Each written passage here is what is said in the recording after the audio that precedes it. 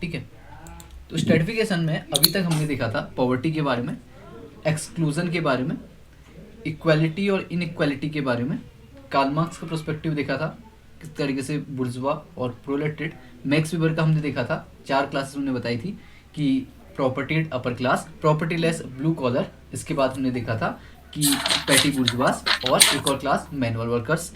इसके बाद हमने फंक्शनलिस्ट व्यू देखा था जिसमें कि डेविस एंड मूर की क्या थीसिस थी, पार्सन्स क्या कहते हैं, मेल्विन ट्यूमिन ने किस तरीके से क्रिटिसाइज किया है, और बीच बीच में हमने बहुत सारे थिंकर्स के नाम देखे थे, उनकी बुक के नाम भी देखे थे। अब हम देखते हैं जो हमारा सोशल स्ट्रेटिफिकेशन के अलग डायमेंशंस हैं, जो कि हैं class, status, group, gender, ethnicity and race. ठीक है, इस क्लास के उसमें तो हम बहुत सारी चीज़ें देख ही चुके हैं, जैसे कि अगर मार्क्सियन टर्मिनोलॉजी में देखें तो 2 ब्रॉड क्लास हमको देखने को मिलती हैं, जो कि एक हैव्स और दूसरी हैव्स नॉट। अगर कैपिटलिज्म में हम आ जाएं तो बुर्जुआसी और प्रोलेटेड। यहाँ से क्वेश्चन ये बनता है कि जो क्लास का स्ट्रेटिफिकेशन है वो कौन सा है, तो वो ओपन सिस्टम हमको देखने को मिलता है। ठीक है, कोई भी लीगल या फिर ट्रेडिशनल सेक्शन हमको देखने को नहीं मिलते हैं। क्लास की पोजीशन कुछ पार्ट्स में, ठीक है, एस्क्राइब्ड अचीव्ड होती है, ठीक, एस्क्राइब्ड नहीं होती है। Class position are in some part ascribed achieved and not ascribed. Achieve और एस्क्राइब्ड दो चीज़ें होती हैं, इसको समझना जरूरी है। अचीव्ड मतलब जो कि आप अर्जित करते हो, एस्क्राइब्ड मतलब जो कि आपको जन्म से मिलती हैं। जब भी इस तरीके के क्वेश्चन आ चुके हैं कि caste example of ascribed achieve, ascribed status, achieved status करके क्वेश्चन आते हैं, तो जब हम कास्ट की बात करेंगे तो ये एस्क्राइब्ड होती है, यानी कि जन्म के आधार पे हमको मिलती है, और जब हम क्लास की बात करेंगे तो ये अचीव्ड होती है। ठीक है, इसी पे मेरा एक आपको क्वेश्चन है कि जब हम बात करते हैं सेक्स और जेंडर की, ठीक है, तो दोनों टर्म आपने सोशलॉजी पढ़े होंगे, सेक्स और जेंडर, तो इनमें से कौन सा टर्म बायोलॉजिकल है और कौन सा सोशल, या फिर कौन सा हमारा अचीव्ड है और कौन सा एस्क्राइब्ड है? Sex sir sir gender social concept है। हाँ, तो ये कौन सा हो जाएगा, ये अचीव्ड होगा या एस्क्राइब्ड होगा? सर ये तो एस्क्राइब्ड होगा ना। Gender ascribed. और सेक्स अचीव अचीव्ड होगा। नहीं सर, जेंडर जेंडर तो सोशल कॉन्सेप्ट है, लेकिन जेंडर कैसे अचीव, जेंडर भी तो सर एस्क्राइब्ड ही हुआ ना। तो जब भी हम सेक्स और जेंडर की बात करते हैं, ठीक है, तो कहीं कहीं पे क्वेश्चन आता है कि जेंडर और सेक्स में एस्क्राइब्ड और अचीव्ड के बेसिस पे, लेकिन मैक्सिमम क्वेश्चन ऐसा नहीं आता है।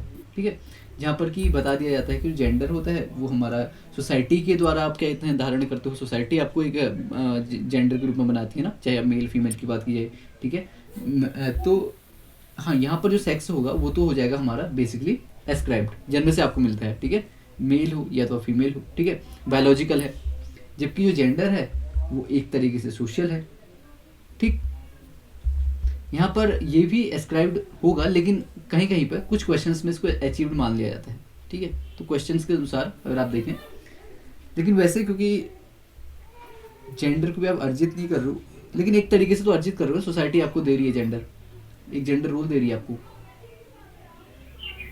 तो इस केस में हो सकता है कि जेंडर को भी हम अचीव्ड में ले लें। बाकी ये डिबेटेबल विषय है। ठीक है, लेकिन अगर हम कास्ट और क्लास की मेनली बात करेंगे, कास्ट और क्लास के टर्म में देखेंगे, तो जो क्लास होगी वो हमारी क्या हो जाएगी, अचीव्ड हो जाएगी, और कास्ट जो हो जाएगी एस्क्राइब्ड हो जाएगी। ठीक है, क्लास का मेनली जो बेसिस होता है वो इकोनॉमिक बेसिस होता है। आगे देखते हैं अब इसी पे, ठीक है, मार्केट सिचुएशन पे किस तरीके से आपकी पोजीशन है वो आइडेंटिफाई करने के लिए हम क्लास को देखते हैं। 4 टाइप की क्लास मेनली कौन डिफाइन करता है, वेबर के हैं। ये इसी तरीके से आपको याद भी करना है। ठीक है, propertied upper class, white collar worker, petty bourgeois और मैनुअल वर्कर। ठीक है, और क्लास के अलावा ये मार्क्सिस्ट जो आइडिया है उसको क्या करते हैं, रिजेक्ट करने का कार्य करते हैं। मार्क्सिस्ट क्या बोलते हैं कि सिर्फ इकोनॉमी ही क्लास के लिए जिम्मेदार रहती है। अब यहाँ पर एक और हमारे थिंकर हैं जिनका नाम है बोटोमोर। ठीक है, बोटोमोर को हमने एक और चीज़ में देखा था फर्स्ट में, जब हम देख रहे थे कि बोटोमोर ने 4 तरीके के हमारे सोशल सिस्टम बताए थे, किस प्रकार से स्ट्रेटिफिकेशन के 4 सिस्टम बताए थे। ठीक है, तो कोई बताया जिसको याद है, हमने फर्स्ट में ही देखा है।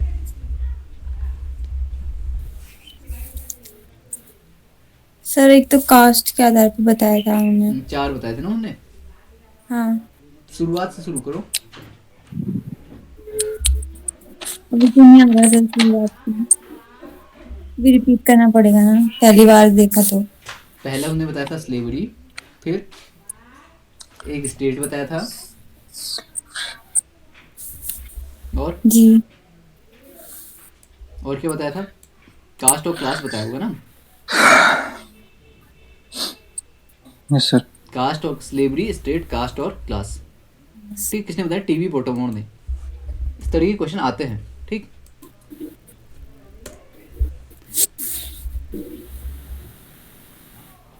तो हम कहाँ पर थे? हम थे यहाँ पर। ठीक है, यहाँ पर थे।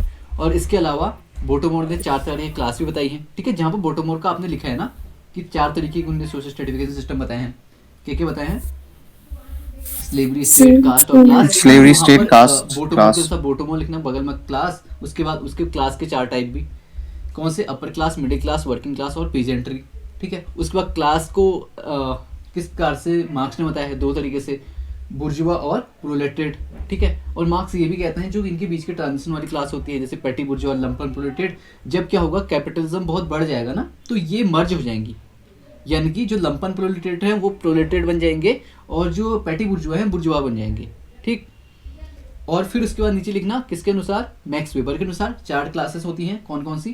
Propertied upper class, propertyless white collar, उसके बाद है पेटी बुर्जुआ, और सबसे नीचे मैनुअल वर्कर। ठीक, उसके बाद बोटोमोर को तो हमने देख लिया, और इसके बाद है गिडेंस का। ठीक है, तो गिडेंस ने भी 3 क्लासेस बताई हैं। ठीक, एक तो डोमिनेंट अपर क्लास, जिसका जो मेन क्या बेसिस होगा प्रॉपर्टी के आधार पे। ठीक है, उसके बाद है इंटरमीडिएट क्लास, और नीचे है लोअर क्लास। इसके तो बहुत सिंपल है, वर्किंग क्लास या लोअर क्लास। ठीक, इसके बगल में आप लिखोगे गिडेंस। गिडेंस के 3 हमारे क्लास के टाइप, डोमिनेंट अपर क्लास जिसके बाद प्रॉपर्टी है, या फिर हमको प्रॉपर्टीड अपर क्लास, दूसरा है इंटरमीडिएट या फिर मिडिल क्लास। ठीक है, और तीसरा हमारा है वर्किंग या फिर लोअर क्लास। ठीक, पहली क्लास प्रॉपर्टी के बेसिस पे, जो मिडिल क्लास है क्रेडेंशियल्स के बेसिस पे, उसके कुछ गुणधर्म ऐसे होंगे। ठीक है, काम करने के तरीके से, और वर्किंग क्लास के पास क्या होती है? लेबर पावर के अनुसार। ठीक, उसके बाद यहाँ पर एक बुक है पोस्ट मॉडर्न, जो हमारे मॉडर्निस्ट हैं उन्होंने भी बहुत सारी चीज़ों की बात की है, स्ट्रेटिफिकेशन के बारे में कुछ बात की है। ठीक है, वो कहते हैं कि that class stratification is no longer segmentary but it's also continuum of individual inequalities as the result of almost infinite division of labour, जहाँ हमको देखने को मिलता है। पियरे बोर्डियो की बुक याद रखना, an invitation to reflexive sociology 1992 में आई थी। ठीक है, according to him lifestyle choices rather than class are more, तो लाइफस्टाइल जो चॉइसेस होती हैं वो ज़्यादा इंपॉर्टेंट होते हैं, लाइफस्टाइल हमारी ज़्यादा इंपॉर्टेंट होती है क्लास के बजाय। ठीक, पोस्ट मॉडर्न थिंकर हैं। तो इसके बाद राल्फ डेंडाफ की class stratification not so much rife with antagonism as Marx has visualised, तो जो क्लास की मार्क्स ने क्या बात की थी, जो 2 क्लासेस होती हैं हमेशा उनमें एंटागोनिज्म देखने को मिलता है। ठीक है, लेकिन जब राल्फ डेंडाफ बात करेंगे तो वो बोलेंगे कि इतना एंटागोनिज्म भी नहीं होता, दोनों एक दूसरे के बहुत ज़्यादा विरोधी भी नहीं होते हैं। ठीक है, new techniques and methods of directing the class struggle have been developed both in industrial and in political sphere, तो इस तरीके से जो क्लास स्ट्रगल है उसको अलग तरीके से डायरेक्ट करने का काम अभी हमको देखने को मिलता है। गोल्डथ्रॉप इंपेरिकल स्टडी की थी, कहाँ पर? इंग्लैंड पे की थी। ठीक है, indicates that even in Europe countries mobility is limited to only among the immediate class and mobility from a class is significantly distant in hierarchy from another which is lower long range mobility. तो इसका मतलब क्या हो गया? गोल्डथ्रॉप अपनी empirical यानी कि field work उन्होंने एक तरीके से किया है, कहाँ पर? इंग्लैंड पे किया है। वो ये कहते हैं कि जैसे कि आपकी सबसे लोअर क्लास है ना, तो लोअर क्लास से आप मिडिल तो चले जाओगे लेकिन आप अपर नहीं जा पाओगे। ठीक है, यानी कि जो बहुत लंबी मोबिलिटी है पॉसिबल नहीं होती है। और इसके अलावा कुछ डिकेट्स में इन्हीं कंक्लूजन के साथ आए। कीन रॉबर्ट्स, बुक का नाम याद रखना, class in contemporary Britain 2011।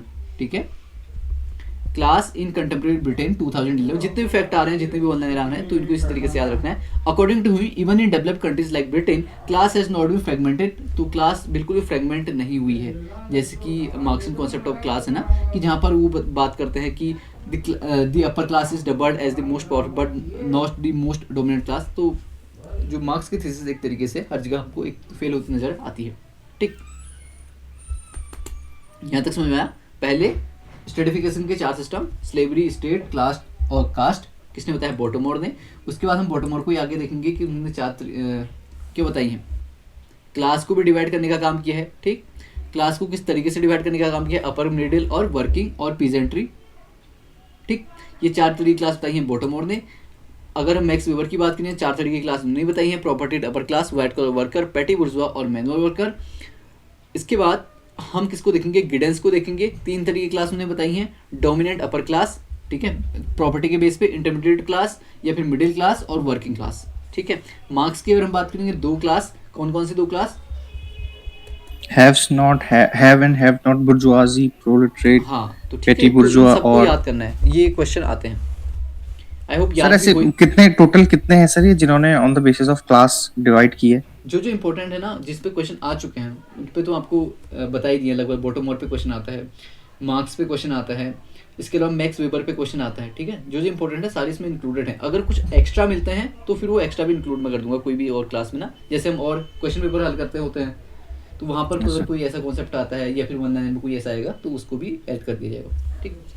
Next है एफ्लुएंट वर्कर स्टडी किसने की थी, गुडथ्रोप और लॉकवुड ने की थी, ठीक है। अब इसमें ये क्या हुआ, जैसे मार्क्स ने कहा था ना, कि मार्क्स ने क्या कहा था, जो पैटी बुर्जुआ होंगे ना, पैटी बुर्जुआ क्या सॉरी हाँ, पैटी बुर्जुआ जो होंगे वो बुर्जुआ बन जाएंगे। एक तो ये चीज़ कही थी। दूसरी उन्होंने कहा था जो लंपन प्रोलेटेड है वो क्या बन जाएंगे, प्रोलेटेड बन जाएंगी, ठीक, ऐसा कहा था उन्होंने, ठीक। यहाँ पर जो मार्क्स की थीसिस है क्या है कि इम्बुर्जुआनमेंट की, यानी कि इम्बुर्जुआनमेंट भी एक तरीके से मोबिलिटी है, अपवर्ड मोबिलिटी है, ठीक है। इस पर भी क्वेश्चन आ सकता है कि इम्बुर्जुआनमेंट कौन सी मोबिलिटी है, अपवर्ड मोबिलिटी होगी। तो इसमें गुडथ्रोप और लॉकवुड ने देखा जो वर्कर हैं, ठीक है, वो क्या कर रहे हैं, अब मोबिलिटी करने का प्रयास कर रहे हैं, और जो बिल्कुल किस स्तर पे थे, प्रोलेटेड के स्तर पे थे, वो अपने आप को ऊपर बढ़ा रहे हैं। ऐसा वास्तव में देखने को मिला जब 1960 में उन्होंने स्टडी की, ठीक है। और Goldthorpe and his team choose an upscale area of England to test this thesis and ultimately found that imbursement was not happening on the ground. लेकिन अच्छा यहाँ पर शायद कुछ अलग था, was not happening and the opposite was happening. Working class labor was becoming more prominent and moving towards the middle class status. It was a landmark study organized by Goldthorpe and Lockwood to test the imbursement thesis, which was popular in 1960, in which many sociologists suggest that Marxian idea of proletarianism was not happening and the opposite was happening, that is, working class labor was becoming more affluent and moving towards the middle class status. Goldthorpe and अच्छा ठीक है। तो जैसे लोगों ने बताया था, थोड़ा सा इसमें कंफ्यूजन है, ठीक है।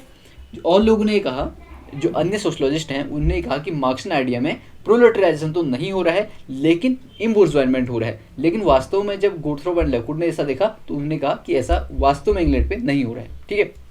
ये समझ में आ गया? मुझे नहीं आया सर, मुझे समझ में नहीं आएगा। मार्क्स ने क्या बोला था, मार्क्स ने बोला था ना 2 क्लासेस तो उन्होंने बताई हैं। उसके बाद उन्होंने कहा था कि जो बुर्जुआसी हैं, ठीक है, बुर्जुआसी की तरफ बनने का कौन प्रयास करेंगे, प्रोलेटेड करने का प्रयास करेंगे, ठीक है। जैसे कि हम नहीं होते, जैसे कुछ प्रोलेटेड हैं यानी कि सर्वहारा हैं और दूसरे क्या हैं, बुर्जुआसी हैं यानी कि पूंजीपति है। अब इनके बीच में एक क्लास ऐसी आएगी जो कि ना तो सर्वहारा के उस पर पूरे गुण होंगे ना बुर्जुआसी के पूरे गुण होंगे, मतलब एक मिडिल वाली क्लास होगी। उसे उसने क्या कहा था, पेटी बुर्जुआ, पैटी बुर्जुआ। तो उसने कहा था कि जो पैटी बुर्जुआ है, इनकी पैटी बुर्जुआइजेशन या फिर इम्बुर्जुआइमेंट होगा। मार्क्स ने ऐसा कहा था ना कि जो भी प्रोलेटेड है वो बुर्जुआ की ओर चाहेंगे, यानी कि इस प्रोसेस को हम बोलेंगे इम्बुर्जुआमेंट, बुर्जुआ की तरफ बन रहे हैं, ठीक। और दूसरी चीज उसने कहा था कि जो प्रोलेटेड हैं यानी कि लंपन प्रोलेटेड है वो प्रोलेटेड की तरफ बनना चाहेंगे, ऐसा भी उसने कहा था, ठीक। तो बहुत सारे सोशलॉजिस्ट ने ऐसा कहा कि लंपन प्रोलेटेड तो कोई नहीं बनना चाहता, ठीक है, और भी नीचे तो नहीं आना चाहता, लेकिन जो बुर्जुआइमेंट है, इम्बुर्जुआइमेंट है यानी कि बुर्जुआ की तरफ बनने की जो प्रक्रिया है वो क्या कहते हैं बहुत सारी जगहों पर हमको देखने को मिल रही है। ऐसा बहुत सारे सोशलॉजिस्ट ने कहा 1960 में। लेकिन जब गोडथ्रोप और लॉकवुड ने ये स्टडी की, ठीक है, गोडथ्रोप एंड हिज टीम चूजन अब स्केल एरिया, अब जी एक मतलब अब स्केल एरिया, इंग्लैंड के अब स्केल एरिया पे गए जहाँ पर कि उन्होंने इस थीसिस को टेस्ट करना चाहा, तो उन्होंने देखा जो इम्बुर्जुआइमेंट है वो एक्चुअली में नहीं हो रहा है, ठीक है, embourgeoisement actually not happening on the ground. ये समझ में आ गया? Yes sir. ठीक है। नेक्स्ट है सोशल स्ट्रेटिफिकेशन और स्टेटस ग्रुप, ठीक है। जब भी हम स्टेटस की बात करते हैं तो स्टेटस में हमारे क्या समझ में होता है, हमारा प्रेस्टीज क्या है, गुडविल क्या है, फेम, पर्सनल क्वालिटीज और social capital of A individual उसमें शामिल होती है स्टेटस में, ठीक है, परिस्थिति जिसे हम कहते हैं, ठीक। और उसमें अलग अलग तरीके से जो होते हैं स्टेटस हमारा क्या हो सकता है, एस्क्राइब्ड भी हो सकता है और अचीव्ड भी हो सकता है, ठीक है। एस्क्राइब्ड कौन सा हो सकता है, जैसे कि कास्ट है, नोबलमैन है, क्लर्जी है, स्टेट ओनर है, तो ये क्या है हमारे एस्क्राइब्ड है। और अचीव में हम क्लास और सारी चीज़ें देखते हैं, ठीक। तो इस तरीके से भी हमको एक तरीके से क्या देखने को मिलता है, स्ट्रेटिफिकेशन देखने को मिलता है। अब ये बताओ, जब भी सोसाइटी मॉडर्न होगी, बहुत ज़्यादा मॉडर्न होगी, तो जो स्टेटस हमारा होगा वो कौन सा स्टेटस हमारा ज़्यादा हमको देखने को मिलेगा, अचीव्ड या फिर ascribed? Sir ascribe ascribed achieve achieve sir देखने को अचीव मिलेगा ना। क्लास कहाँ पे मेनली हमको देखने को मिलती है, मॉडर्न सोसाइटीज में देखने को मिलती है। जबकि पहले की सोसाइटी में या तो स्टेट सिस्टम था, स्लेवरी थी, वहाँ पर भी क्या कहते हैं, जो स्लेव है एक बार वो स्लेव ही रहेगा। स्टेट सिस्टम में अगर कोई नोबिलिटी है, नोबिलिटी ही रहेगा, क्लर्जी है, क्लर्जी ही रहेगा। लेकिन जैसे जैसे हमारे सोसाइटी में एडवांसमेंट होता जा रहा है, उसके बाद हम भी देख रहे हैं कि जो स्ट्रेटिफिकेशन है वो एक तरीके से हम कहें मोबिलिटी संभव हो पा रही है स्ट्रेटिफिकेशन में, ठीक है। ठीक, और यहाँ पर कास्ट इज मोस्ट, वेबर का ये कोटेशन याद रखना, ठीक है। कास्ट जो होती है most developed form of status based on stratification होती है, ये मैक्स वेबर का कोटेशन है। Caste is the most developed form of status based stratification. Caste में भी जो हमारा स्टेटस होता है उसके बेस पे तो होता है। जैसे स्टेटस में हम क्या शामिल करते हैं कि आपकी क्वालिटीज़ क्या हैं, आपका फेम क्या है, पर्सनल क्वालिटीज़ क्या है आपकी, ठीक है। तो जो परिस्थिति के अनुसार एक तरीके का स्ट्रेटिफिकेशन कास्ट में होता है, ये वेबर का कोटेशन है। नेक्स्ट है क्लॉस्की एंड वॉटर्स की बुक है डेथ ऑफ क्लास, 1996 में आई थी, ठीक है। ये बुक का नाम भी याद रखना। जो भी बुक है वो सारी इंपॉर्टेंट हो जाती हैं, कहीं ना कहीं आ सकती हैं आपकी, ठीक। तो इसमें इन्होंने क्या कहा कि on the death of class 1996 argues that status dimension is becoming more important in post industrial society में जो status है वो बहुत ज़्यादा important बन रहा है। consumption is now based on status and not on the basis of occupation or economic well-being. Rising consumerism has promoted status and eclipsed class. तो कंज्यूमरिज्म क्या होता है, अधिक से अधिक उत्पादन करना, ठीक है। हमेशा एक कंज्यूमर की तरह रहना, जैसे वेस्ट का आइडिया है, हमेशा भौतिकवादी चीज़ों का अधिक से अधिक संग्रह करना, ठीक है। तो इससे ये क्या हो रहा है, लोग अपनी अब इकोनॉमिक क्लास के अनुसार कंजम्पशन नहीं करते, या फिर कंज्यूमरिज्म इस हद तक बढ़ चुका है कि अब जो स्टेटस है लोगों का वो उसी से स्ट्रेटिफिकेशन डिफाइंड होता है, न कि क्लास के बेस पे, ठीक है। आपका क्या स्टेटस है उसके अनुसार हम स्ट्रेटिफिकेशन करते हैं। उदाहरण के तौर पे जैसे हम ये नहीं देखते कि कौन मिडिल है, अपर है, उसने कितने अच्छे कपड़े पहने, उसके बाद कितने भौतिक संसाधन है, कितनी सारी चीज़ें हैं, चाहे उसने वो लोन लेके की हो, ठीक है। लेकिन हम उसको मानेंगे कि अच्छा ये तो फिर इसका जो स्टेटस है वो थोड़ा सा ऊपर है, स्ट्रेटिफिकेशन में उसको थोड़ा ऊपर स्थान दे देंगे, ठीक है। तो इस तरीके से चीज़ें हो रही हैं। किसने कहा, कोलस्की एंड वॉटर्स ने अपनी book the death of class में 1996 में जो आई थी। W.R. वार्नर की बुक है the social life of a modern community 1941 पे, वहाँ पर उसने ये कहा कि जो सोशल स्टेटस है उसको ज़्यादा महत्व दिया, किसके बेसिस पे, इकोनॉमिक क्लास के बजाय सोशल स्टेटस को बहुत ज़्यादा महत्व दिया W.L. वार्नर ने। बुक का नाम है the social life of modern community, ठीक। बस इसको वन लाइन में भी याद करना है कि किसने किस तरीके से काम किया है, ठीक है। नेक्स्ट है पियरे बोर्डियो, बुक का नाम है an invitation to reflexive sociology, 1992 में। Also propose the life style choices rather than, तो इन्होंने भी लाइफ स्टाइल के बारे में, लाइफ स्टाइल इंपॉर्टेंट होती है किसके बजाय, क्लास के बजाय, तो ये चीज़ें बताई, ठीक है। इंडिया में हमको देखने को मिलता है सब्सिडाइजेशन और वेस्टर्नाइजेशन का आइडिया, जहाँ पर कि हमको देखने को मिला कि एक स्टेटस ग्रुप में किस तरीके से शिफ्ट हमको देखा हमें। अच्छा ये बताइए, सब्सिडाइजेशन और वेस्टर्नाइजेशन का टर्म किसने दिया है, एमएन श्रीनिवास ने दिया है, ठीक है। और सब्सिडाइजेशन और वेस्टर्नाइजेशन जब श्रीनिवास पढ़ेंगे तो तब हम देखेंगे। और वेस्टर्नाइजेशन पे डिग्री ऑफ वेस्टर्नाइजेशन भी एक क्वेश्चन आया था पिछले एग्जाम्स में किसी, ठीक है। उसके क्या क्या टाइप होते हैं वेस्टर्नाइजेशन के। नेक्स्ट है सोशल स्ट्रेटिफिकेशन ऑफ जेंडर, ठीक है। अब जेंडर क्या होता है, सोशली कंस्ट्रक्टेड होता है, ठीक है। हमेशा याद रखना, सोशली कंस्ट्रक्टेड जब भी होगा तो जेंडर होगा। तो इसकी फंक्शनलिस्ट थ्योरी जो दी है मर्डॉक और पार्सन्स ने दी है। बायोलॉजिकल थ्योरीज भी अवेलेबल है हमारे पास, किस प्रकार से सेक्सुअल डिवीजन ऑफ लेबर होता है। बायोलॉजिकल थ्योरी क्या होती है, कोई बताएगा, biological theory of gender. Sir अगर बायोलॉजिकली देखें तो सर वैसे हमारे मतलब समाज में दो तरीके से कार्य का डिवाइजेशन है, जिसमें क्या होता है कि उसके अनुसार स्त्री को जो होता है घर संभालना होता है, और पुरुष जो होता है वो रोजी रोटी कमाने का कार्य पुरुष का होता है। कोई और,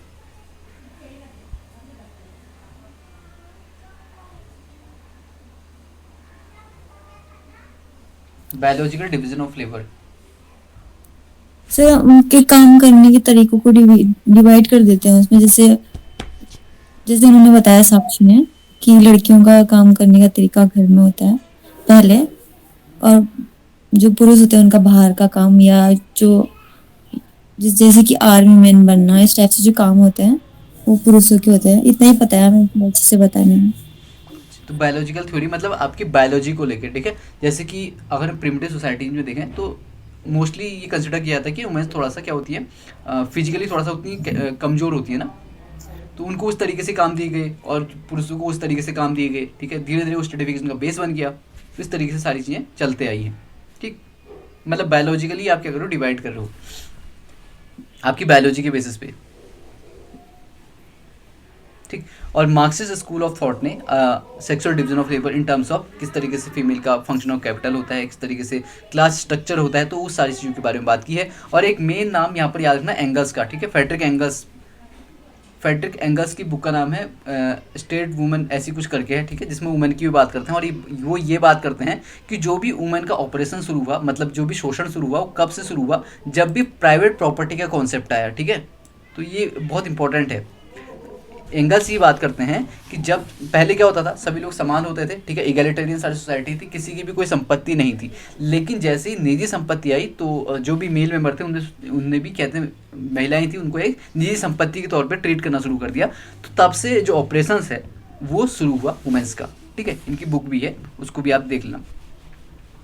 इसके अलावा अदर स्कॉलर्स हमारे हैं ब्लड एंड हैम्पलिन, उन्होंने effects of the wife's empowerment on the family power structure, ये बुक है, ठीक है, 1960 में आर्ग्यू किया है कि जो जेंडर स्ट्रेटिफिकेशन है not significantly altered by some more participation of the women in economic class, they take decision making power inside the family as the main criterion of empowerment. According to him, despite women taking more participation in employment, important family decisions are still made by men.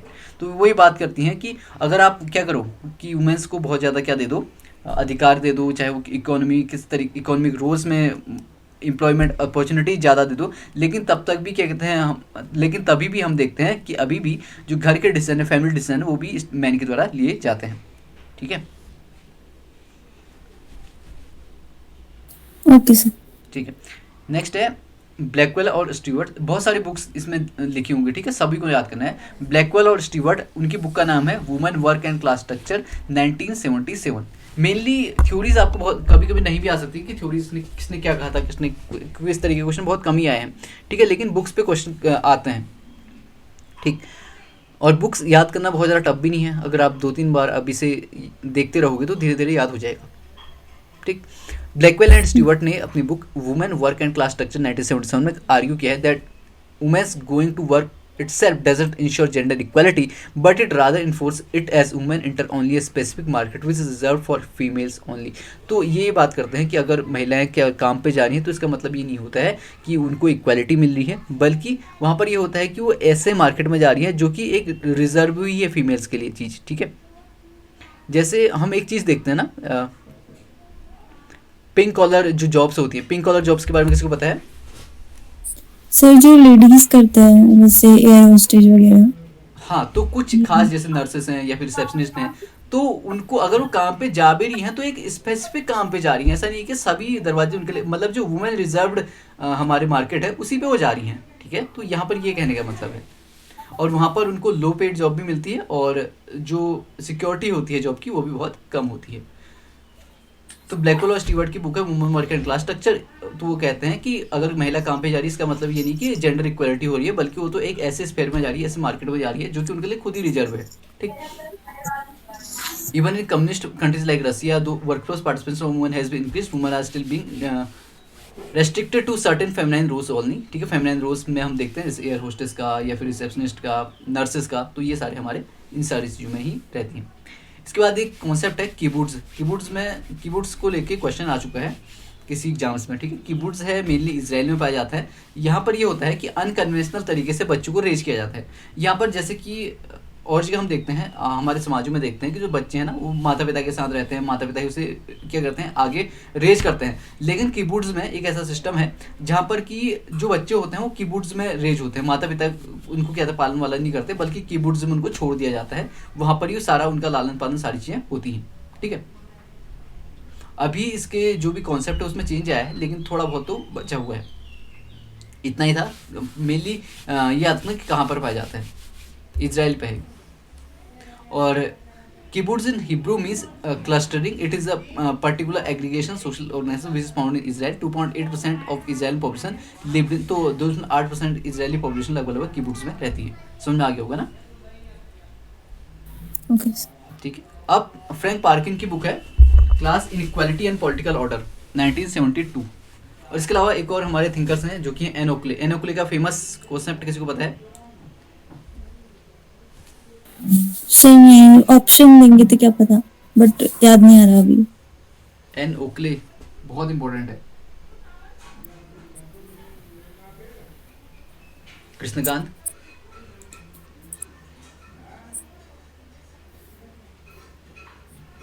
याद नहीं आ रहा. शायद sex और gender पे इन्होंने differentiate करने का काम किया था या कोई और थी?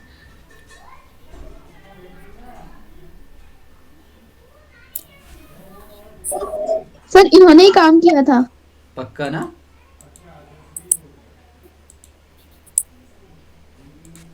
हाँ जी सर इन्होंने ही काम. तो बहुत इंपॉर्टेंट हमारे एक थिंकर हैं. ठीक है. जेंडर पे अगर हम पढ़ें या फिर किस तरीके से सबसे पहले किसने ये सारी चीज़ें बोली थी, तो एन ओक्ले का नाम हमेशा से साइड किया जाता है. ठीक. सर किस चीज में, मतलब जेंडर और साक्षी क्या? बताएंगे आपको. एन ओक्ले ने जो था, इन्होंने जो भी जेंडर और सेक्स का कॉन्सेप्ट जो था एन ओक्ले ने ही दिया था. इन्होंने बताया था कि किस तरीके से जो है ये जेंडर जो है ये मतलब किस तरीके से इसको अलग रखा जाता है और किस तरीके से सेक्स को अलग जाता है. ये कॉन्सेप्ट इन्होंने ही दिया था एन ओक्ले ने. अच्छा ठीक है, थैंक यू साक्षी. ठीक है. नेक्स्ट है फ्रैंक पार्किन की बुक का नाम है class inequality and political order. ठीक है. यहाँ पर इन्होंने जो आइडिया है वुमेन बीइंग ए क्लास का, इसको तो डिसमिस करने का काम किया था. उसके अनुसार women is a part of family as a whole and family had no individuality are actually a basic need for analysis of stratification. Similarly Helen Mayer ने भी डिसमिस किया था इसका क्लास नोशन का अटैच टू वुमेन और state term as minority कहा था. ठीक है. हेलन मेयर ने वुमेन को माइनॉरिटी कहा है. ठीक है. और फ्रैंक पार्किन की बुक में भी फ्रैंक पार्किन ने जो आइडिया है कि वुमेन भी एक अलग क्लास है, तो उसको भी रिजेक्ट करने का काम किया है. दो चीज़ याद रखना. हेलन मेयर ने टर्म यूज किया है माइनॉरिटी वुमेन के लिए. दूसरी चीज़ फ्रैंक पार्किन की बुक का नाम है class inequality and political order 1972 में आई थी. ठीक.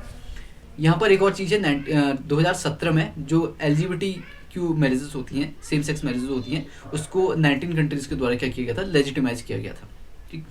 और इंडिया पे, ठीक है, even in India supreme court in 2014 acknowledge the hardship that these group face and even ask the state to consider as a backward and take affirmative steps for their upliftment. तो उनके upliftment के लिए क्या हो कि कुछ ना कुछ उपाय किए जाएं, ऐसा किसने कहा? सुप्रीम कोर्ट ऑफ इंडिया ने कहा 2014 में. नेक्स्ट देखते हैं. पोस्ट मॉडर्न थिंकर जैसे कि जैक्स दरिदा है और लेकन है. ठीक है. यहाँ पर सिंपली ये आता ना कि जो पोस्ट मॉडर्निज्म हमारे थिंकर हैं उनके कौन कौन से, कभी कभी ये आता है कि इनमें से कौन पोस्ट मॉडर्न थिंकर है करके. ठीक है. तो जैक्स दरिदा है, हमारे लेकन है. Reject the claim that there can be a single grand theoretical framework that can explain gender stratification in society. ठीक है. According to them patriarchy and class are not the only basis of stratification. तो ये कहती हैं कि जो gender का जो आइडिया है उसको सिर्फ एक ब्रॉड फ्रेमवर्क से नहीं समझा जा सकता, एक सिंपल एक ही बहुत बड़े थ्योरेटिकल फ्रेमवर्क से नहीं समझा जा सकता, बल्कि इसको अलग अलग तरीके से समझाने की जरूरत है. पेट्रियार्की और क्लास ही सिर्फ एक ऐसी चीज़ें नहीं है जो कि स्ट्रेटिफिकेशन का बेस है, बल्कि और सारी चीज़ें भी हैं. ठीक है. उसके बाद यहाँ से आपको कुछ और चीज़ें भी याद रखनी है ना, जैसे आप गूगल करेंगे कुछ नए नोट्स आप ऐड कर लेना कि कौन कौन से, मतलब अभी सेंसस में कितने male is to female ratio क्या है. ठीक है. या एक क्वेश्चन आया था, जैसे इंडिया पे हम देखते हैं कि प्रति 1000 पुरुषों में कितनी महिलाएं हैं. ठीक है. लेकिन ग्लोबली वो होता है फीमेल इज टू मेल. ठीक है. इंडिया में होता है कि कितने महिलाएं हैं, और ग्लोबली जब भी हम देखते हैं तो कितने पुरुष हैं, ऐसा देखते हैं. ठीक है. इसके अलावा सेंसस का जो डेटा है वो भी इंपॉर्टेंट हो जाते हैं. अगर कोई फीमेल से रिलेटेड जेंडर लॉज हैं, ठीक है, वो भी याद करने हैं. LGBT से रिलेटेड कोई लॉ है तो वो भी आप अभी से क्या करना है, सर्च करना स्टार्ट कर दो और वहाँ पर लिखना स्टार्ट कर दो इन नोट्स के साथ साथ. ठीक है. जैसे सेक्सुअल हरासमेंट पे लॉ आया था 2013 पे. ठीक. Sexual harassment at work place act, यानी कि जो कार्यस्थल पे जो भी सेक्सुअल हरासमेंट होता है उसके लिए लॉ 2013 पे आया था. अब है रेस के बारे में. ठीक है. जेंडर के बारे में हमने देखा, अब हम देखेंगे रेस के बारे में. रेस और दूसरी इथेनिसिटी होती है, ठीक है। रेस जो होता है एक बायोलॉजिकल कॉन्सेप्ट होता है, यानी कि कैसे आपका कलर ऑफ स्किन है, किस तरीके के आपके हेयर हैं, फेशियल फीचर क्या है, ठीक है, साइज ऑफ हेड क्या है, तो इसके अनुसार एक रेस डिफाइन होती है। लेकिन अभी जैसे हम एडवांसमेंट ऑफ टेक्नोलॉजी देख रहे हैं तो लगभग हम देखते हैं कि डीएनए फिंगरप्रिंटिंग के माध्यम से कि सभी का लगभग क्या होता है, जो हमारा डीएनए होता है सभी का सेम ही होता है, तो कोई इसमें डिफरेंस नहीं होता है, चाहे वाइट हो नॉन वाइट हो, इस तरीके की चीज़ों में। लेकिन हाँ, ये एक सेग्रीगेशन हमको इसके बेसिस पे सेग्रीगेशन देखने को मिलता है, जिसको कि हम बोलते हैं रेसिज्म। मेनली अगर हम देखें तो जो हमारे जोसेफ ऑर्थर डी गोविन्यू है, ठीक है, जोसेफ ऑर्थर, तो उन्होंने 5 तरीके की रेसेस के बारे में बात की है, ठीक है। और उनमें से कुछ मेजर हमारे रेसेस जो होती हैं 3 डिस्ट्रिक्ट ग्रुप में जो आती हैं, एक तो वाइट, ठीक है, वाइट को हम बोलते हैं कॉकेशियन, ब्लैक को निग्रोइड और येलो को मंगोलियन, ठीक है। ये 3 रेसेस का नाम याद रखना।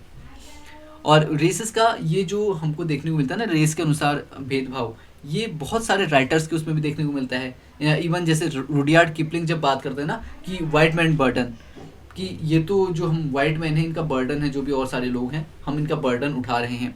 या फिर एडोल्फ हिटलर जो कि मानता था कि जो आर्यन रेस है सबसे सुपीरियर है, और इसी के बेस पे उसने एनिहिलेशन कर दिया पूरे जूइस का, सभी जूइस को मार दिया, ठीक है। तो इस तरीके से रेस के बेसिस पे हमको देखने को बहुत सारे कहते हैं, हमको क्या देखने को मिलते हैं, डिस्क्रिमिनेशन देखने को मिलते हैं। इसके अलावा एक सिस्टम था साउथ अफ्रीका पे, ठीक है, तो वो कौन सा सिस्टम था रेशियल बेस पे, कोई बता सकता है? सर वहाँ पे जो अमेरिका में सिस्टम था सर, वहाँ पे जो मतलब साउथ काले अफ्रीका पे, लोग साउथ होते थे। अफ्रीका पे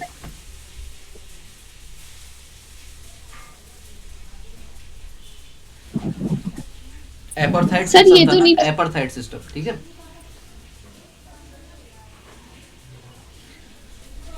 इसके अलावा जो भी ब्लैक लाइव्स मैटर का है और सारी जो आंदोलन हो रहे हैं उसके बीच में उसका भी आपको थोड़ा बहुत पता होना चाहिए, ठीक है, तो गूगल कर सकते हो उसके बारे में। नेक्स्ट है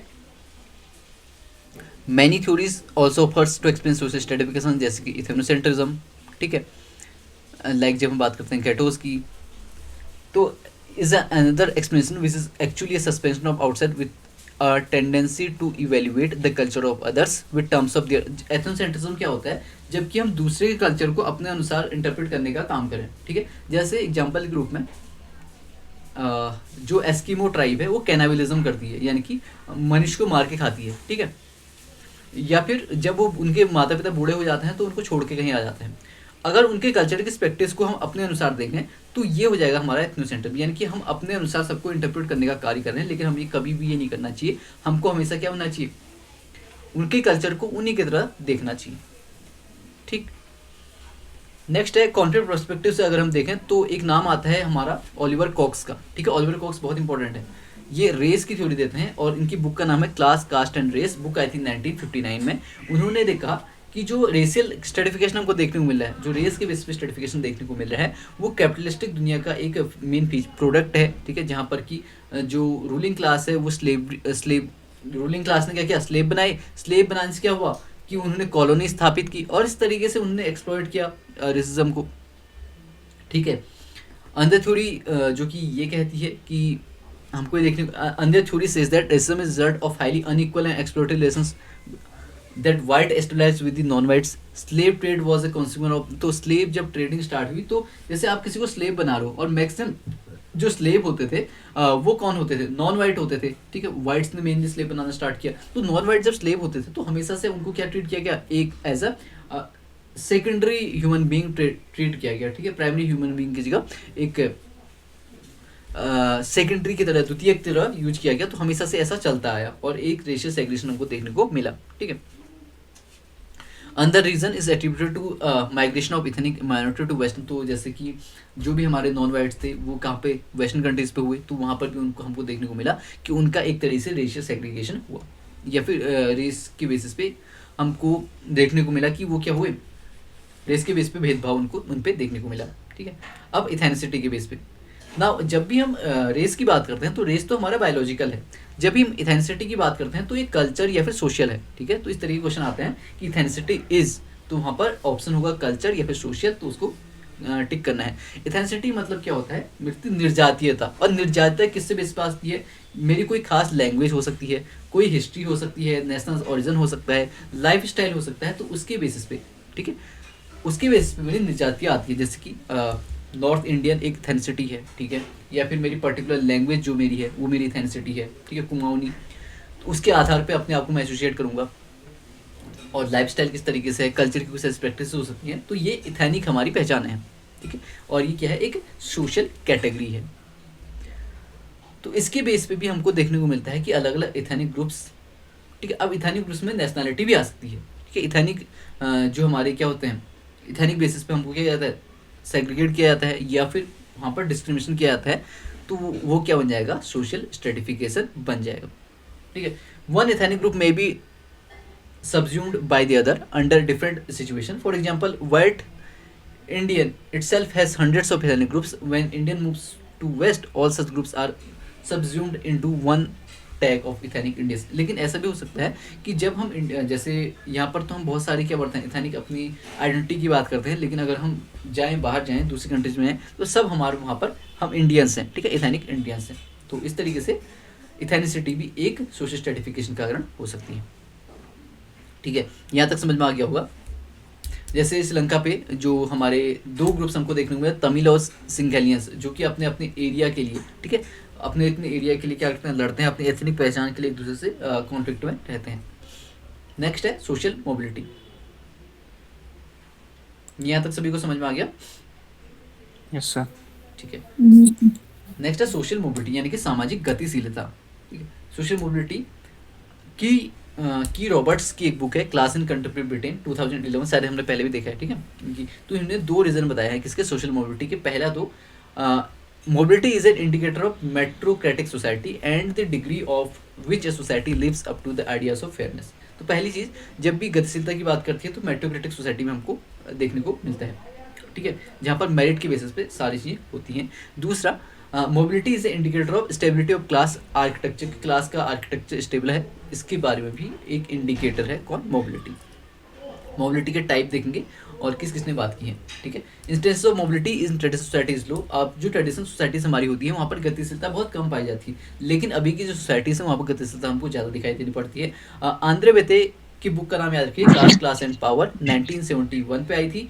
इन्होंने मोबिलिटी के बारे में बताया है और किस तरीके से how mobility in a close and stratified caste system is difficult. तो ये बताते हैं कि कास्ट सिस्टम में जो मोबिलिटी होती है वो बिल्कुल डिफिकल्ट होती है। इसके अलावा एम एस श्रीनिवास ने स्टडी की थी, किसकी, कुक्स की थी, ठीक है। और वहाँ पर उन्होंने अलग अलग जैसे चीज़ें बताई, जैसे कि संस्कृताइजेशन, और वहाँ पर उन्होंने कहा कि थोड़ा बहुत आप क्या करते हो, मोबिलिटी कर सकते हो, ठीक है, लेकिन स्ट्रक्चर पे पूरा मोबिलिटी नहीं कर सकते, but it affects only the culture aspect, ठीक है। सिर्फ कल्चरल एस्पेक्ट इससे इन्फ्लुएंस होता है, स्ट्रक्चरल एस्पेक्ट इन्फ्लुएंस नहीं होता है।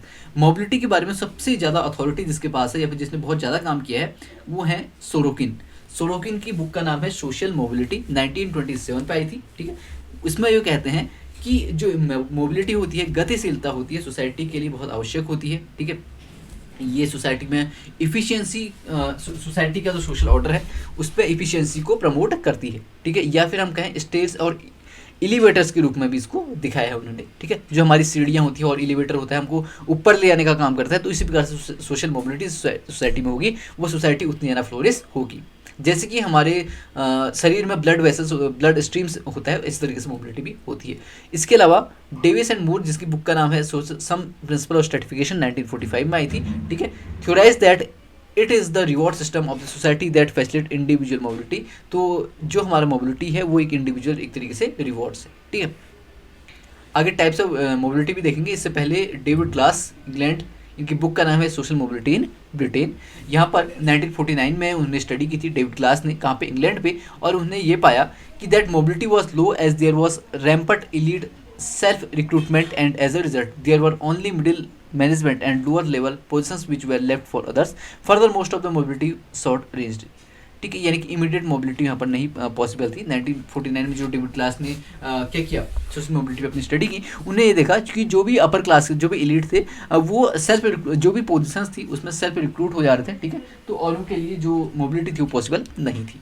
इसके अलावा डंकन एंड ब्लू, इनकी बुक का नाम है द अमेरिकन ऑक्यूपेशनल स्ट्रक्चर, 1967 में आई थी, which was one of the largest mobility study ever conducted in America with a sample of 2000 people पे इन्होंने क्या किया था, मोबिलिटी का स्टडी की थी। They also conclude that long range mobility is rare. तो जितने भी हमने थ्योरीज देखे हैं वही कह रहे हैं कि जो लॉन्ग रेंज मोबिलिटी है वो रेयर है। आपको ही बताएगा लॉन्ग रेंज मोबिलिटी क्या होती है? नहीं पता सर। लॉन्ग रेंज मोबिलिटी मतलब सिंपल से, जैसे कि आप लोअर क्लास में हो, ठीक है, तो लोअर क्लास से आप मिडिल तो जा सकते हो, लेकिन लोअर से सीधे अपर नहीं आ सकते, मतलब बहुत ज़्यादा जंप नहीं कर सकते, ठीक है, बहुत लंबी रेंज पे मोबिलिटी नहीं कर सकते, गतिशीलता आप बहुत ज़्यादा नहीं कर सकते हैं, तो ये है लॉन्ग रेंज मोबिलिटी, ठीक है। तो ये नहीं पॉसिबल हो पाती, मैक्सिमम जो हमारे थिंकर्स हैं वो ये बात करते हैं। नेक्स्ट है social mobility and open and close system, ठीक। तो पहला तो एज के बेसिस पे कास्ट, जेंडर, एथनिक, स्लेवरी और स्टेट। अभी तक जो हमने बात की है वो सभी को समझ में आ रही होंगी ना? हाँ सर। जी सर। ठीक है, थोड़ा सा टाइम दीजिए, मैं अभी आता हूँ। हाँ।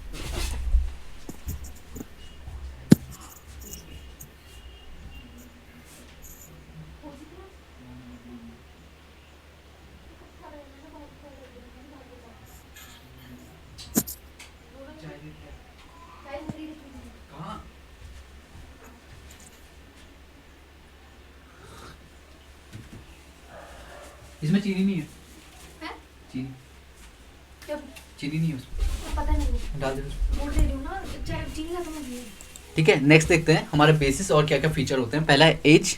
एज सेट के अनुसार उसका कहते हैं हमारी इसका जो बेसिस है, और इसमें मसाई ट्राइब में जैसे कि जो सबसे बड़े होते हैं, तो इस तरीके की जो हमको देखने को मिलती है वो है एज के बेसिस पे, ठीक है।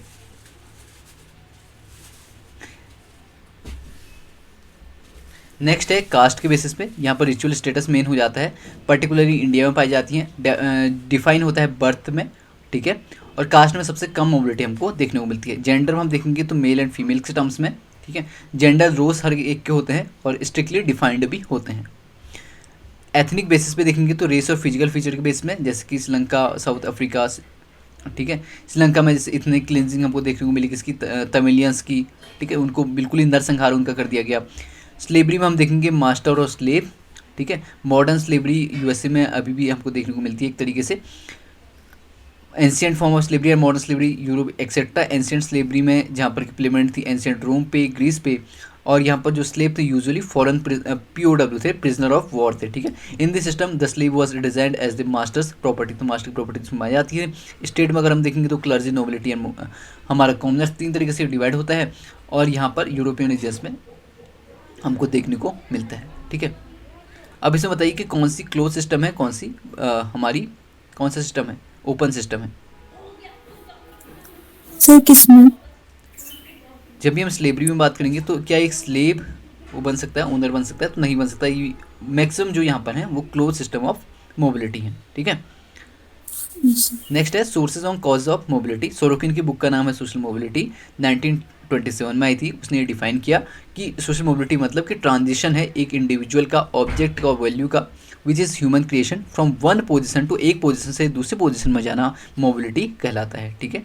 और जिसमें कि कुछ प्राइमरी फैक्टर होते हैं जो कि अफेक्ट करते हैं मोबिलिटी को। अब इसमें से उसने कुछ 4 प्राइमरी फैक्टर्स के बारे में बात की है कि मोबिलिटी क्यों होती है, गतिशीलता क्यों होती है, ठीक है। ये 4 फैक्टर्स कहते हैं याद करना है, ठीक है। 4 जैसे आप सोरोकिन लिखोगे, सोरोकिन के बगल में सोशल मोबिलिटी प्राइमरी फैक्टर्स, तो उसमें है डेमोग्राफिक फैक्टर्स जैसे कि एज, सेक्स, रेस के बेसिस पे, ठीक है। उसके बाद और है टैलेंट और एबिलिटी, ठीक, क्या आपका टैलेंट है, क्या एबिलिटी है। अगला है faulty distribution of individual social position और the change of social environment, ठीक है। और सोरोकिन कहते हैं कि जो चेंज होता है सोशल इन्वायरमेंट में वो मेन फैक्टर होता है किसका, सोशल मोबिलिटी। तो ये 4 चीज़ें आई होप आपने नोट कर ली होंगी, ठीक है। इस तरीके से इनको नोट करना है, demographic factors, talent and ability, faulty distribution of individual social position और the change of social environment, ठीक है। नेक्स्ट पियरे बोर्डियो, 4 टाइप की कैपिटल, ठीक है, इकोनॉमिक, सोशल, इसके अलावा सिंबॉलिक और कल्चरल कैपिटल। अगर हम ब्रॉडली देखें तो स्ट्रक्चरल फैक्टर्स क्या होते हैं और पर्सनल फैक्टर क्या होते हैं मोबिलिटी के, यानी कि आप जैसे एग्जांपल के रूप में अभी आप एक स्टूडेंट हो, तो स्टूडेंट से आप एज ए टीचर में मोबिलिटी कब करोगे, तो इसके लिए कुछ पर्सनल फैक्टर्स आपके होंगे, कुछ स्ट्रक्चरल फैक्टर्स होंगे, स्ट्रक्चर फैक्टर में जैसे ओपननेस, मतलब वो क्या होनी चाहिए, जहाँ भी हम कम्पीट कर रहे हैं वो ओपन एक दौड़ होनी चाहिए ना, ऐसा नहीं हो चाहिए कि रिजिड है। जैसे आप कास्ट में मोबिलिटी करना चाहो तो आप नहीं कर पाओगे। अपॉर्चुनिटी आपको मिलनी चाहिए, कंपटीशन और एजुकेशन, ठीक है। ओपननेस पर्सनल फैक्टर में अपॉर्चुनिटी, कंपटीशन और एजुकेशन, ये 4 तरीके से हमारे पर्सनल फैक्टर और स्ट्रक्चर फैक्टर्स आते हैं, ठीक है। नेक्स्ट है डेविड ग्लास, कहाँ स्टडी की थी, ब्रिटेन पे स्टडी की थी, ब्रिटिश सोसाइटी पे स्टडी की थी, इससे पहले भी इनका नाम आ चुका है। इन जनरल जो मोबिलिटी को अफेक्ट चीज़ें करती हैं वो होती हैं इंडस्ट्रियलाइजेशन एंड अर्बनाइजेशन, ठीक है। और इसमें लिपसेट ने ये कहा कि जो इंडस्ट्रियलाइजेशन है वो उसमें हायर मोबिलिटी हमको देखने को मिली, ठीक है। इंडस्ट्रियलाइजेशन सबसे पहले कहाँ से स्टार्ट हुआ, औद्योगिकरण सबसे पहले स्टार्ट कहाँ हुआ, इंग्लैंड में सर। इंग्लैंड में स्टार्ट हुआ, ठीक है। तो इंग्लैंड में स्टार्ट हुआ तो वहाँ पर सबसे अधिक मोबिलिटी हमको देखने को मिली, और इस थीसिस को बोलते हैं हम लिपसेट जीटरबर्ग थीसिस, ठीक है। लिपसेट जीटरबर्ग थीसिस ये कहती है कि जहाँ जितना अधिक इंडस्ट्रियलाइजेशन होगा वहाँ उतनी सोशल मोबिलिटी होगी। इसके एग्जाम्पल के रूप में वो लेते हैं इंग्लैंड को, कि इंग्लैंड में सबसे ज़्यादा इंडस्ट्रियलाइजेशन हमको देखने को मिला तो सबसे ज़्यादा मोबिलिटी वहाँ पर देखने को मिली। दूसरी है एजुकेशन, ठीक है। आप एजुकेशन के माध्यम से भी मोबिलिटी कर सकते हो। डंकन एंड ब्लू कहते हैं, कहाँ की स्टडी की थी, अमेरिका की स्टडी की थी। तो उन्होंने कहा था जो ब्लू कॉलर वर्कर हैं और जो एंड वाइट कॉलर प्रोफेशनल्स हैं, तो उनमें क्या देखने को मिला, उनको अगर उनमें एजुकेशन प्राप्त कर ली तो हाई मोबिलिटी देखने को मिली, ठीक है।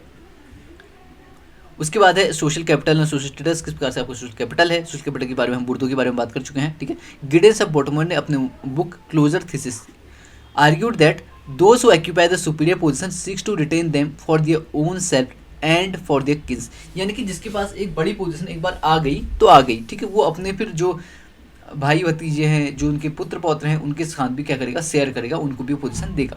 ऑक्यूपेशन के अनुसार भी अगर आप ऑक्यूपेशन बदल लेते हो तो हम देखने को मिलते हैं तब मोबिलिटी। कल्चर और सोशल वैल्यूज़ के अनुसार, इन्वायरमेंटल चेंजेस के अनुसार, जिसको आप पढ़ सकते हैं, सोशल मूवमेंट के अनुसार, ठीक है। जब मूवमेंट्स होते हैं, जैसे दलित मूवमेंट्स इंडिया पे हुए, ब्लैक राइट मूवमेंट्स इंडिया पे हुए, तो मोबिलिटी बढ़ी। जो भी दलित्स हैं या फिर जो ब्लैक्स हैं उनके द्वारा, लॉ एंड कॉन्स्टिट्यूशन के द्वारा जब आपको बहुत ज़्यादा क्या मिले, एक तरीके से क्या मिले, अधिकार मिले, ठीक है। और एक और चीज़ है पॉजिटिव डिस्क्रिमिनेशन, ठीक है। जो रिजर्वेशन इंडिया पे है उसे हम बोल देते हैं पॉजिटिव डिस्क्रिमिनेशन।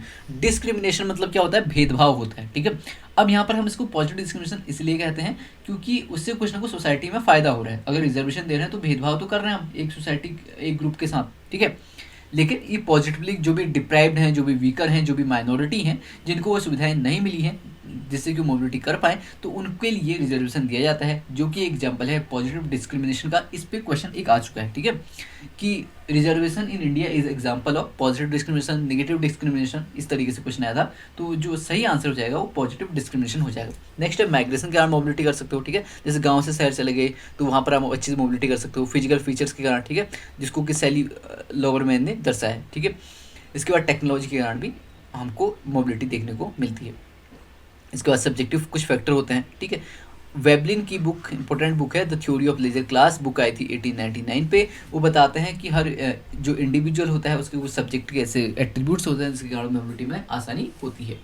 कल्चर फैक्टर्स भी कुछ होते हैं, जिसमें सोरोकी ने बताया कि अमेरिकन सोसाइटी में रेशियल और एथनिक लीनियज ऑल्सो हेल्प करता है इसमें मोबिलिटी में, ठीक है। पॉलिटिकल फैक्टर्स भी कुछ होते हैं।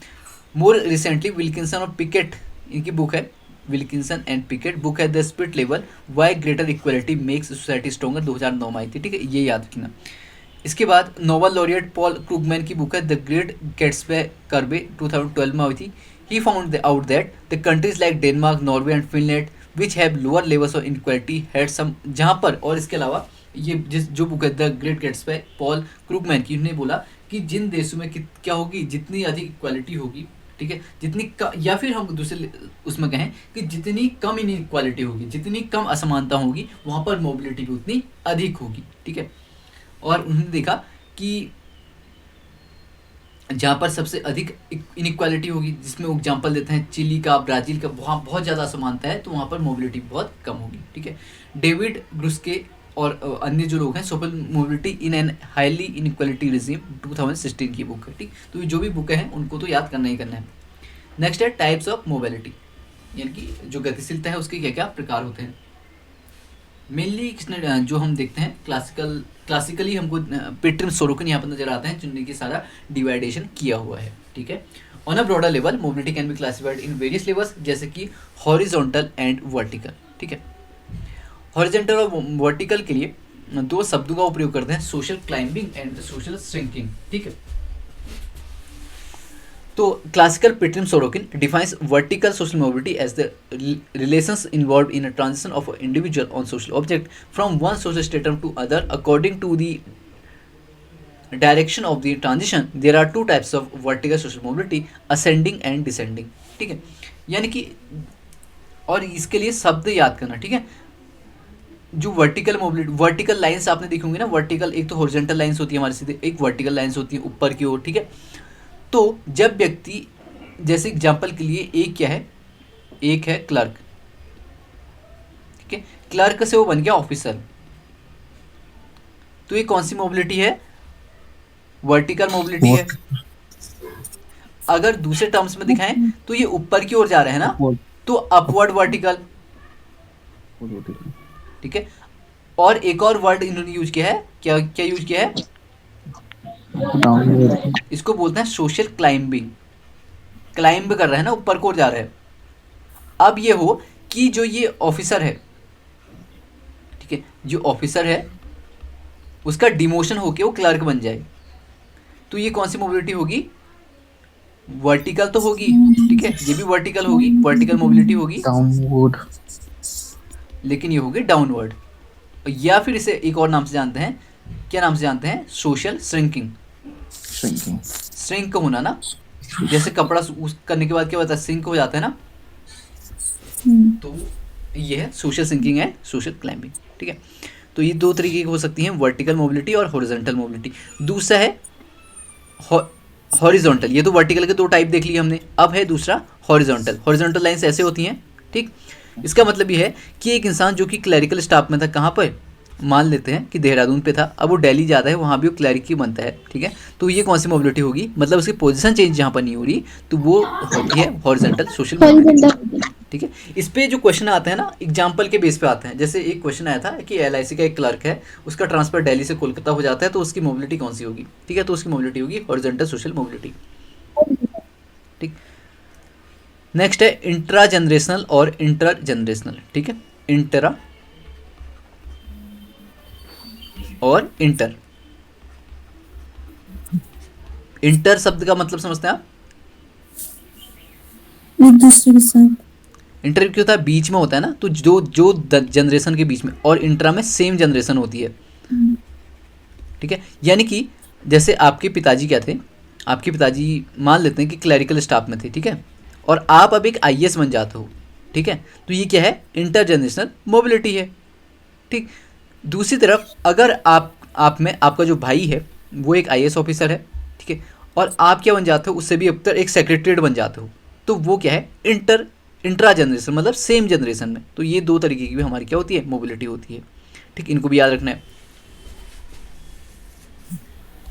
नेक्स्ट है स्ट्रक्चरल एंड इंडिविजुअल, ठीक है। पूरे स्ट्रक्चर जब एक साथ चेंज होता है, बहुत सारे लोग स्ट्रक्चर के चेंज होने के कारण जब मोबिलिटी करते हैं तो स्ट्रक्चरल, जब एक इंडिविजुअल इस तरीके करता है तो हमको देखने को मिलता है इंडिविजुअल मोबिलिटी।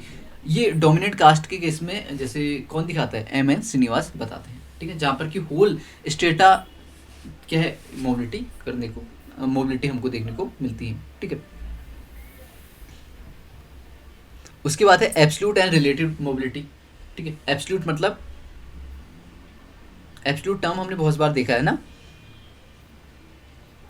सो इसमें एकदम बॉटम टू टॉप जब आदमी पहुंच जाता है,